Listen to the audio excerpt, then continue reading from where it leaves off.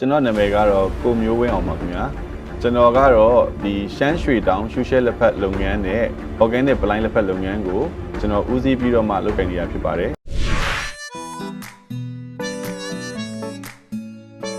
ကျွန်တော်တို့က2001မှာကျွန်တော်ကရှူရှဲလက်ဖက်ကိုဖန်တီးခဲ့တာဆိုတော့အဲ့ဒီအချိန်မှာရှူရှဲဆိုတဲ့နာမည်နဲ့လက်ဖက်မရှိခဲ့ဘူးပေါ့နော်ဥပမာဈေးကွက်ထဲမှာတော့ဒီရဲ့လက်ဖက်ကိုချင်းဆက်ထုတ်တာတွေရှိတယ်ဥပမာကျွန်တော်တို့မိုးကုတ်လက်ဖက်ရှိတယ်ကျွန်တော်ပင်းတရလက်ဖက်ရှိတယ်ဇယန်းလက်ဖက်ရှိတယ်စသဖြင့်အဲ့လိုမျိုးလက်ဖက်အမျိုးအစားတွေတော့ရှိပါတယ်အဲ့တော့ကျွန်တော်ကဒီရဲ့လက်ဖက်new recipe လို့ပဲပြောရမှာပေါ့နော်ဒီအရသာအသစ်ဖြစ်တဲ့ရှူရှဲလက်ဖက်ကိုထုတ်လုပ်တော့မဲ့အချိန်မှာကျွန်တော်ကဒီဈေးကွက်ထဲမှာမှဒီကျွန်တော်ရဲ့ senior ကြီးတွေဖြစ်တဲ့ brand တွေရှိတယ်ပေါ့နော်လက်ဖက်ဆိုတာလက်ဖက် brand တွေအများကြီးရှိတဲ့ကြားကကျွန်တော်ကဒီ